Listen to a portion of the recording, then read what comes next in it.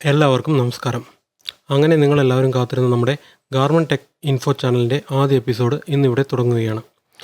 പൊതുവെ garment field എന്ന് പറഞ്ഞാൽ ഒരുപാട് ജോലി സാധ്യതയുള്ള ഒരു പ്രൊഫഷനാണ്. ഞാനിവിടെ തുടങ്ങുന്നത് ഗാർമെൻറ്റ് ഫീൽഡിലേക്ക് ജോലിക്ക് പോകാൻ ഉദ്ദേശിക്കുന്നവരും അതുപോലെ ടെക്സ്റ്റൈൽസ് ഗാർമെൻറ്റ് ഫീൽഡ് സംബന്ധമായ കോഴ്സുകൾ ചെയ്യുന്നവർക്കും വേണ്ടിയാണ്. എൻ്റെ കോഴ്സുകൾ മൊത്തവും നിറ്റ് ഫാബ്രിക് ബേസ്ഡ് ആയിട്ടുള്ള ടിപ്പുകൾ ആയിരിക്കും. അതേപോലെ അധികവും പ്രൊഫഷൻ വന്നിട്ട് ടെക്നിക്കൽ ബേസ് ചെയ്തായിരിക്കും ക്ലാസ്സുകൾ ഉണ്ടായിരിക്കുക. നിങ്ങൾക്ക് ഉണ്ടാകുന്ന ഏതൊരു സംശയവും നിങ്ങൾക്ക് കമൻറ്റ് വഴിയോ അതോ എൻ്റെ വാട്സപ്പ് വഴിയോ നിങ്ങൾക്ക് ക്ലിയർ ചെയ്ത് തരുന്നതാണ്. ആദ്യമൊക്കെ എന്ന് പറഞ്ഞു കഴിഞ്ഞാൽ തിരുപ്പൂരും ബാംഗ്ലൂരും എന്നിങ്ങനെ കുറച്ച് സ്ഥലങ്ങളിൽ മാത്രമായിരുന്നു ഗാർമെൻറ്റ് ഫാക്ടറികൾ ഉണ്ടായിരുന്നത്. എന്നാൽ ഇന്ന് അങ്ങനെയല്ല. ഇന്ത്യ മൊത്തം എല്ലാ സംസ്ഥാനങ്ങളിലും വലിയ കൺസേൺ ഉണ്ടായിക്കൊണ്ടിരിക്കുന്നു താനും. ഗാർമെൻറ്റ് ഫീൽഡിൽ വരുന്ന ഒരു ബേസിക് ഓർഗാമി ഡയഗ്രാം നിങ്ങൾക്കായി കാണിക്കാം. ജസ്റ്റ് എന്താണ് എങ്ങനെയാണ് എന്ന് ചെറുതായി ഒന്ന് മനസ്സിലാക്കുവാൻ ഇത് നിങ്ങൾക്ക് ഉപകാരപ്പെടും. എന്നാൽ നമുക്ക് അതിലേക്ക് പോവാം. ഇത് ഞാൻ എന്തിനാ ഇവിടെ പ്രൊഡ്യൂസ് ചെയ്തതെന്ന് വെച്ച് കഴിഞ്ഞാൽ ഇതിലുള്ള ജോലി സാധ്യതകളും ഏകദേശം എന്ത് റേഞ്ചോളം ശമ്പളം കിട്ടും, അതായത് നമ്മളൊരു ജൂനിയർ ലെവലിൽ ചേർന്ന് കഴിഞ്ഞ് നമ്മൾ നമ്മുടെ ടാലൻറ്റ് ഡെവലപ്പ് ചെയ്ത് പോയിട്ട് അടുത്ത ലെവലിലേക്ക് പോകുമ്പോൾ എത്രത്തോളം സാലറി ഇൻക്രീസ് ആവും, അതേപോലെ ആദ്യ ലെവലിൽ തന്നെ എന്തോരം സാലറി കിട്ടും എന്നുള്ള ഡീറ്റെയിലുകളൊക്കെ നിങ്ങൾക്ക് ചെറുതായി ഒന്ന് ഒരു മനസ്സിലാക്കാൻ വേണ്ടിയിട്ടാണ് ഞാൻ ഈ ഓർഗാമി നിങ്ങൾക്ക് മുമ്പിൽ പ്രസൻറ്റ് ചെയ്യുന്നത്. ഫസ്റ്റ് ഫ്രണ്ട് എൻഡ് എന്ന് പറഞ്ഞു കഴിഞ്ഞാൽ ഇത് മാർക്കറ്റിംഗ് ഡിപ്പാർട്ട്മെൻറ്റ് എന്ന് പറയും. മാർക്കറ്റിംഗ് ഡിപ്പാർട്ട്മെൻറ്റ് എന്ന് പറഞ്ഞു കഴിഞ്ഞാൽ മർച്ചൻഡൈസിങ് ഇവരാണ്. അതായത് നമുക്ക് ഫാക്ടറിക്ക് ആവശ്യമായിട്ടുള്ള ഓർഡേഴ്സുകൾ പിടിക്കുന്നതും അത് സെയിൽ ചെയ്യുന്നതും ഈ ടീമാണ്. അവരുടെ ഓർഗാമി ലെവൽ എങ്ങനെയാണെന്ന് വെച്ച് കഴിഞ്ഞാൽ അവരുടെ ഏറ്റവും തലപ്പത്തുള്ളത് VP ആണ്. VP എന്ന് പറഞ്ഞാൽ വൈസ് പ്രസിഡൻ്റ് എന്ന് പറയും. വൈസ് പ്രസിഡൻറ്റിൻ്റെ താഴെയാണ് ടോട്ടൽ മാർക്കറ്റിംഗ് ഡിപ്പാർട്ട്മെൻറ്റും റൺ ആകുന്നത്. അതിൽ മാർക്കറ്റിംഗ് മാനേജറാണ് വൈസ് പ്രസിഡൻറ്റിന് റിപ്പോർട്ട് ചെയ്യുക. മാർക്കറ്റിംഗ് മാനേജറുടെ താഴെയുള്ളത് സീനിയർ മർച്ചൻഡൈസിങ് മാനേജറാണ്. സീനിയർ മർച്ചൻഡൈസിങ് മാനേജറിന് താഴെ വരും മർച്ചൻഡൈസിങ് മാനേജർ. സീനിയർ മർച്ചൻഡൈസർ അവരുടെ താഴെ വരും. അടുത്തതുള്ളത് മർച്ചൻഡൈസറാണ്. അടുത്തതുള്ളത് ജൂനിയർ മർച്ചൻഡൈസറാണ്. ഏകദേശം ഒരു മാർക്കറ്റിംഗ് ടീമിൽ ഇത്രത്തോളം ജോലി സാധ്യതകളാണ് ഉള്ളത്. അതായത് ഒരു ജൂനിയർ മർച്ചൻഡൈസറായി നമ്മൾ ജോയിൻ്റ് ചെയ്ത് കഴിഞ്ഞ് കഴിഞ്ഞാൽ ഏകദേശം ഒരു 2 വർഷം കഴിഞ്ഞാൽ അടുത്ത് മർച്ചൻഡൈസർ സ്റ്റേജിലേക്ക് പോകാം. അതായത് നിങ്ങൾ ജൂനിയർ മർച്ചൻഡൈസറായി ജോയിൻ ചെയ്യുമ്പോൾ തന്നെ നിങ്ങൾക്ക് ഏകദേശം 40,000 രൂപയോളം ശമ്പളം കിട്ടുന്നതാണ് ഈ ഫീൽഡിൽ. ഏകദേശം 2 വർഷം നന്നായി ഒന്ന് കഠിനാധ്വാനം ചെയ്ത് കഴിഞ്ഞ് കഴിഞ്ഞാൽ അതിൻ്റെ ടെക്നിക്കൽ ഐഡിയകളൊക്കെ മനസ്സിലാക്കി നമ്മളൊരു മർച്ചൻഡൈസറായിട്ട് നമുക്ക് തന്നെ പ്രൊമോട്ടാകാം. അതേപോലെ മർച്ചൻഡൈസർ ആയതിനു ശേഷം ആ മർച്ചൻഡൈസറുടെ എക്സ്പീരിയൻസ് വെച്ച് ഏകദേശം ഒരു 5-10 വർഷം എക്സ്പീരിയൻസ് ആയി കഴിഞ്ഞ് കഴിഞ്ഞാൽ സീനിയർ മർച്ചൻഡൈസർ ആവാം. അങ്ങനെ നമ്മുടെ ഗ്രോത്ത് ലെവൽ ഇൻക്രീസ് ചെയ്തിട്ട് പോകാൻ പറ്റും. അടുത്തത് ഡിസൈൻ ടീമാണ്. ഈ ഡിസൈൻ ടീമിനെ കുറിച്ച് പറയുകയാണെങ്കിൽ ഇവർ പല ക്രിയേറ്റിവിറ്റി ടീമുകളായിരിക്കും.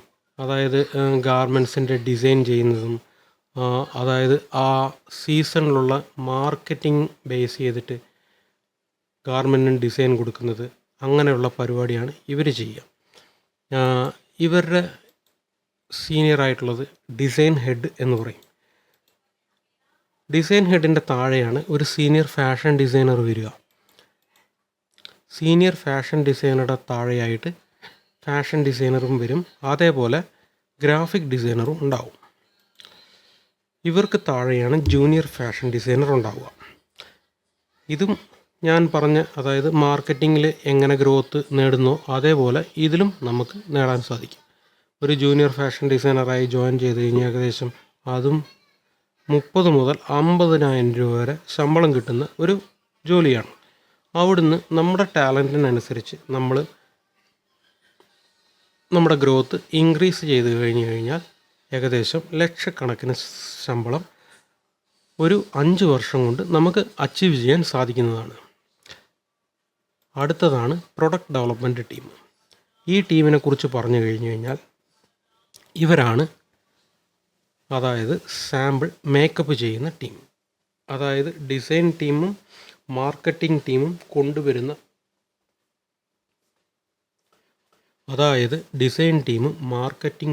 കൊണ്ടുവരുന്ന ഒരു ഡിസൈനെ അത് ഗാർമെൻറ്റ് രൂപത്തിലാക്കുന്ന ടീമാണ് പ്രൊഡക്റ്റ് ഡെവലപ്മെൻറ്റ് ടീം എന്ന് പറയുന്നത്. ഇവരുടെ ഏറ്റവും തലപ്പത്തുള്ളത് വന്നിട്ട് പ്രൊഡക്റ്റ് ഡെവലപ്മെൻറ്റ് മാനേജറാണ്. പ്രൊഡക്റ്റ് ഡെവലപ്മെൻറ്റ് മാനേജറുടെ താഴെയാണ് സീനിയർ ടെക്നിക്കൽ മാനേജർ വരിക, അതേപോലെ സാമ്പിൾ മാനേജറും വരിക. രണ്ടും രണ്ട് ഡിപ്പാർട്ട്മെൻറ്റായിട്ട് വരും. ഒന്ന് ടെക്നിക്കൽ ഡിപ്പാർട്ട്മെൻറ്റും അടുത്ത് മേക്കിംഗ് ഡിപ്പാർട്ട്മെൻറ്റും. ഈ സീനിയർ ടെക്നിക്കൽ മാനേജറുടെ താഴെയാണ് ടെക്നിക്കൽ മാനേജർ വരിക. അതേപോലെ സാമ്പിൾ മാനേജറുടെ താഴത്താണ് സാമ്പിൾ CSO വരിക. ഇവരുടെ ജോലി എന്താണ് എന്നുള്ളതൊക്കെ കുറിച്ച് ഡീറ്റെയിൽ ആയിട്ടുള്ള ഒരു വീഡിയോ ഞാൻ വീണ്ടും ചെയ്യുന്നതാണ്. ഇപ്പം നിങ്ങൾക്ക് ഇത് ഏകദേശം കുറച്ച് മനസ്സിലാക്കാൻ വേണ്ടി മാത്രം ചെയ്യുന്നതാണ്. അങ്ങനെ ടെക്നിക്കൽ മാനേജറുടെ താഴെയാണ് ഗാർമെൻറ്റ് ടെക്നീഷ്യൻസ് വരിക. അതേപോലെ സാമ്പിൾ CSOയുടെ താഴെ വരും സാമ്പിൾ QA. ഗാർമെൻറ്റ് ടെക്നീഷ്യൻ്റെ താഴെയാണ് IE വരിക. അതായത് IEയും ഗാർമെൻറ്റ് ടെക്നീഷ്യനും ഏകദേശം ഒരേ പോസ്റ്റിങ്ങിലുള്ള ഇത് തന്നെയാണ് വരിക. അതേപോലെ സാമ്പിൾ QAയുടെ താഴെയാണ് സാമ്പിൾ ഇൻചാർജ് വരിക. IEയുടെ താഴെ ജൂനിയർ IE ഉണ്ടാകും. സാമ്പിൾ ഇൻചാർജിൻ്റെ താഴെയാണ് സാമ്പിളിലുള്ള മെഷീനിസ്റ്റ്, അതായത് ഓപ്പറേറ്ററുകൾ ഉണ്ടാകുക. ഇതിൽ നോക്കിക്കഴിഞ്ഞാൽ ഏകദേശം ഒരു ജൂനിയർ IE ആയിട്ട് ജോയിൻ ചെയ്ത് കഴിഞ്ഞ് കഴിഞ്ഞാൽ അവന് ടെക്നിക്കലായും പോവാം, അതായത് ഇൻഡസ്ട്രിയൽ എഞ്ചിനീയർ ആയിട്ടും എങ്ങനെ വേണമെങ്കിലും അവന് പോവാം. അവൻ്റെ ടെക്നിക്കൽ നോളജും അവൻ്റേതായ സെൽഫ് ഇൻട്രസ്റ്റും ഒക്കെ അനുസരിച്ചിരിക്കും. ഇതിൽ ജൂനിയർ IEക്ക് തന്നെ ഏകദേശം 25,000 മുതൽ 30,000 രൂപ വരെ ശമ്പളം ലഭിക്കുന്നതാണ്. അതേപോലെ ഒരു ഗാർമെൻറ്റ് ടെക്നീഷ്യൻ ആയിക്കഴിഞ്ഞ് കഴിഞ്ഞാൽ ഏകദേശം 1,00,000 രൂപയോളം ശമ്പളം കിട്ടും. അങ്ങനെ ആ ഗ്രോത്ത് ഇൻക്രീസ് ആയി പോയിട്ടേയിരിക്കും. അതേപോലെ സാമ്പിൾ ഡിപ്പാർട്ട്മെൻറ്റിലേക്ക് വന്നു കഴിഞ്ഞ് കഴിഞ്ഞാൽ ഒരു സാമ്പിൾ ഓപ്പറേറ്ററിന് സാധാരണ 30,000 രൂപയോളം ശമ്പളമുണ്ട്.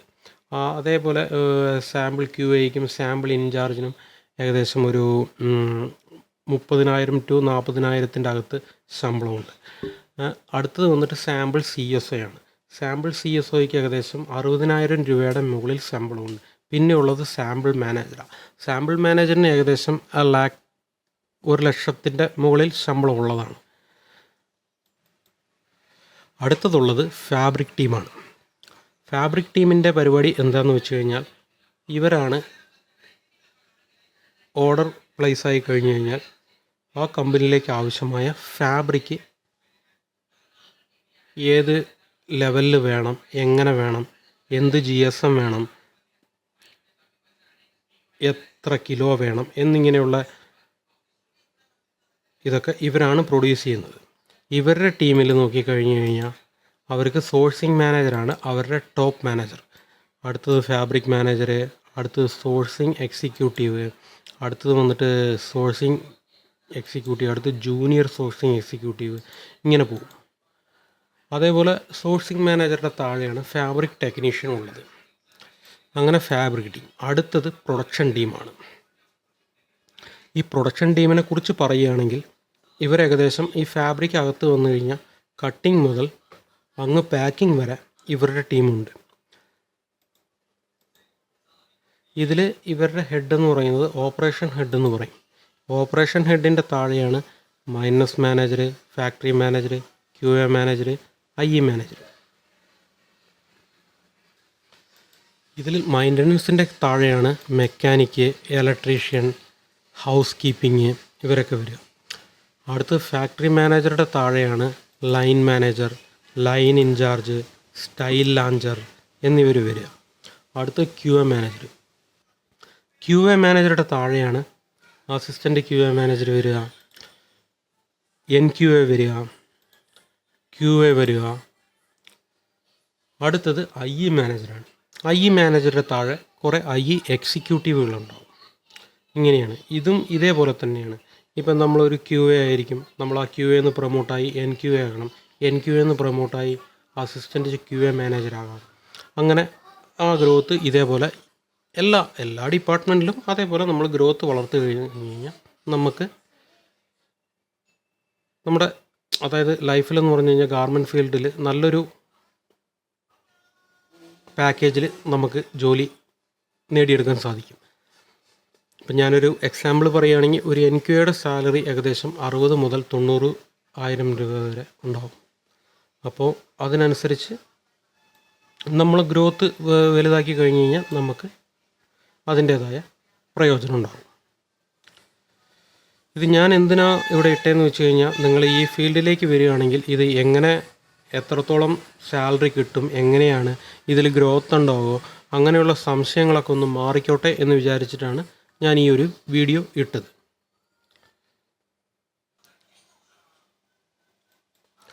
ഓക്കെ, എന്നാൽ നമുക്ക് ഗാർമെൻറ്റ് മാനുഫാക്ചറിങ് ഫാക്ടറിയുടെ സ്ട്രക്ചർ എന്താണെന്ന് നോക്കാം. സ്ട്രക്ചറിനെ കുറിച്ച് പറയുമ്പം ഞാനിതിൻ്റെ ഓരോ വിഷയങ്ങളെക്കുറിച്ചും ഡീറ്റെയിലായ ക്ലാസ് പിന്നീട് തരാം. ഇത് ജസ്റ്റ് വെറും ഒരു തുടക്കം മാത്രം. ആദ്യം നമുക്ക് വേണ്ടിയത് റാ മെറ്റീരിയൽസാണ്. റാ മെറ്റീരിയൽസ് എന്ന് പറയുമ്പം cotton, polyester, silk, synthetic, wool എന്നിങ്ങനെ വരും. ഇതിൽ കോട്ടൺ എന്ന് പറഞ്ഞു കഴിഞ്ഞാൽ എല്ലാവർക്കും അറിയാം, പരുത്തിയിൽ നിന്ന് എടുക്കുന്നത്. പിന്നെ പോളിസ്റ്റർ എന്ന് പറഞ്ഞു കഴിഞ്ഞാൽ നമ്മുടെ പോളിമറിൽ നിന്ന് മാൻമെയ്ഡ് ഉണ്ടാക്കുന്നത്. പിന്നെ സിൽക്ക് എന്ന് പറഞ്ഞു കഴിഞ്ഞാൽ എല്ലാവർക്കും അറിയാമല്ലോ, പട്ടുനൂൽപ്പുഴുവിൻ്റെ പ്യൂപ്പയിൽ നിന്ന് വരുന്ന സാധനം. സിന്തറ്റിക്കും അതേപോലെ ഈ പോളിമറിൻ്റെ വേറൊരു പരിപാടിയാണ്. അത് പിന്നെ ഉള്ളത് വൂൾ എന്ന് പറഞ്ഞു കഴിഞ്ഞാൽ ഈ മറ്റേ നമ്മുടെ ഷീപ്പിൻ്റെ രോമം കൊണ്ട് ഉണ്ടാക്കുന്ന സാധനം. ഇതൊക്കെയാണ് റാ മെറ്റീരിയലിൽ ഇനത്തിൽ വരിക. റാ മെറ്റീരിയലിൽ ഇനിയും കുറേ ഉണ്ട്. ഇതിനെക്കുറിച്ചുള്ള ഡീറ്റെയിലുള്ള ക്ലാസ്സുകളൊക്കെ നമുക്ക് വീണ്ടും ഉണ്ടായിരിക്കുന്നതാണ്. അടുത്തത് നമുക്ക് വേണ്ടിയത് വന്നിട്ട് ഈ റാ മെറ്റീരിയലിനൊക്കെ നൂലാക്കി മാറ്റുന്ന പ്രക്രിയയാണ്. നൂലാക്കി മാറ്റുന്ന പ്രക്രിയയ്ക്ക് പറയുന്ന പേരാണ് സ്പിന്നിങ്. ശരിക്കും ഇതിനു മുമ്പും കുറേ പ്രോസസ്സുണ്ട്. ഇതിനെ ഫിൽട്ടർ ചെയ്യുന്ന പരിപാടികൾ കുറേ ഉണ്ട്. അതിനുശേഷം അവസാനത്തെ പ്രോസസ്സായിട്ടാണ് യാൺ മേക്ക് ചെയ്യുന്നത്. ഈ യാണിനെ വന്നിട്ട് ഇനി അത് തുണിയാക്കി മാറ്റണം. അതായത് നെയ്യ എന്ന് ഉദ്ദേശിക്കുന്നുണ്ട്. ഞാൻ ഉദ്ദേശിച്ച് വന്നിട്ട് ഫാബ്രിക് മേക്കിംഗ് എന്ന് പറയും. അതായത് വീവിങ് എന്ന് പറയും. വീവിങ്ങിൽ വരുന്നത് മാക്സിമം വന്നിട്ട് നമ്മുടെ ഈ കോട്ടൺ തുണികൾ, അതായത് എന്താ പറയുക, വോവൻ എന്ന് പറയുമല്ലോ, അതാണ് വീവിങ്ങിൽ വരുന്നത്. പിന്നുള്ളത് നിറ്റിംഗ് ആണ്. നിറ്റിംഗ് എന്ന് പറഞ്ഞു കഴിഞ്ഞാൽ നമ്മുടെ ഫൈൻ നിറ്റ്സ് എന്ന് പറയും. അതായത് ഈ നമ്മൾ യൂസ് ചെയ്യുന്ന ബനിയനിലൊക്കെ ഒരു തുണി ഉണ്ടാവുമല്ലോ, നല്ല സ്മൂത്തായിട്ടുള്ളത്, അതാണ് നിറ്റിംഗ് കൊണ്ട് ഉദ്ദേശിക്കുന്നത്. പിന്നുള്ളത് നോൺ വൂവനാണ്. നോൺ വൂവൻ എന്ന് പറഞ്ഞു കഴിഞ്ഞാൽ അധികം നമ്മളത് യൂസ് ചെയ്യാറില്ല. ഞാനൊരു എക്സാമ്പിൾ നിങ്ങൾക്ക് വേണ്ടി പറയാം. അതായത് നമ്മുടെ ഈ വൺ യൂസ് മാസ്ക് ഉണ്ടല്ലോ, ഈ മാസ്കിൽ ഒരു എന്താ പറയുക, ഫോം പോലത്തെ ഒരു തുണി പോലെ ഒരു സാധനം ഉണ്ടാകും. അതൊക്കെ നോൺ വൂവൻ വിഭാഗത്തിലാണ് വരിക. വീവിങ്ങിനെ കുറിച്ചും നിറ്റിങ്ങിനെ കുറിച്ചും ഞാൻ ഒരു ഡീറ്റെയിലായ ക്ലാസ് പിന്നീട് തരുന്നതാണ്. ഇപ്പോൾ ഇത് നമുക്ക് ജസ്റ്റ് മനസ്സിലാക്കാവുന്നുള്ളത് മാത്രമേ ഉള്ളൂ. അടുത്ത് വന്നിട്ട് ഡൈയിങ് ആൻഡ് പ്രിൻറ്റിങ് ആണ്. ഡൈയിങ്ങും പ്രിൻറ്റിങ്ങും എന്ന് പറഞ്ഞു കഴിഞ്ഞ് കഴിഞ്ഞാൽ അതായത് നമ്മൾ ഈ തുണി മേക്ക് ചെയ്തതിനെ കളർ മുക്കുന്ന പ്രക്രിയയാണ് ഡൈയിങ്. പ്രിൻറ്റിങ് എന്ന് പറഞ്ഞു കഴിഞ്ഞാൽ ചിലപ്പോൾ വന്നിട്ട് അതായത് ഈ ആൾ ഓവർ പ്രിൻ്റൊക്കെ കണ്ടിട്ടുണ്ടല്ലോ, അതേപോലെ വരുന്നതിനാണ്.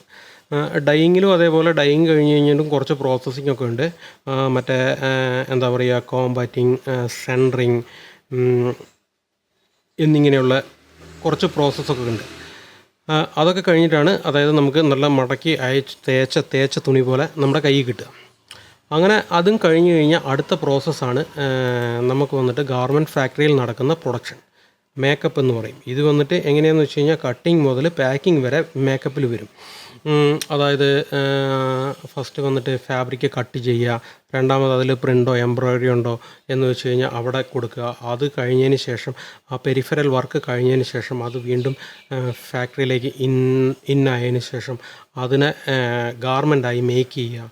അതിനുശേഷം ആ മേക്ക് ചെയ്ത ഗാർമെൻറ്റ് ചെക്ക് ചെയ്ത് ക്ലീൻ ആക്കിയതിന് ശേഷം പ്രസ്സിങ്, അയണിങ്, അതൊക്കെ കഴിഞ്ഞിട്ട് പാക്ക് ചെയ്ത് കൊടുക്കും. അതാണ് മേക്കപ്പ് കൊണ്ട് ഞാൻ ഉദ്ദേശിച്ചത്. ഇതിനെക്കുറിച്ച് എല്ലാം ഡീറ്റെയിൽ നിങ്ങൾക്ക് കട്ടിങ് മുതലുള്ള പാക്കിംഗ് വരെയുള്ള ഡീറ്റെയിൽ ആയിട്ടുള്ള ക്ലാസ്സുകൾ പിന്നീട് വരുന്നതായിരിക്കും. ഞാനിപ്പോൾ അതിലേക്ക് കടക്കുന്നില്ല. അടുത്തത് അതേപോലെ ഈ പാക്കായ ഗാർമെൻറ്റ്സൊക്കെ വന്നിട്ട് അത് പല ഷോറൂമുകളിലേക്കും അങ്ങനെയൊക്കെ പോയി സെയിലിന് വയ്ക്കുന്നു. ഇതാണ് ശരിക്കും ഒരു ഗാർമെൻറ്റ് ഫാക്ടറിയിൽ നടക്കുന്ന മെയിൻ പ്രോസസ്സ്. ഇനിയും ഇതിനെക്കുറിച്ചുള്ള ഡീറ്റെയിൽ ക്ലാസ്സുകൾക്ക് ലൈക്ക് ചെയ്യുക, സബ്സ്ക്രൈബ് ചെയ്യുക, എന്നിട്ട് ആ ബെൽ ബട്ടൺ ഒന്ന് അമർത്തിക്കോ. വേറെ ക്ലാസ്സുകൾ അടുത്തടുത്ത് തന്നെ ഉണ്ടാവും. മാക്സിമം എല്ലാ ഞായറാഴ്ചയും ഒരേ ക്ലാസ്സുകൾ ഞാൻ അപ്ഡേറ്റ് ചെയ്യുന്നതാണ്. ശരി, എന്നാൽ എല്ലാവർക്കും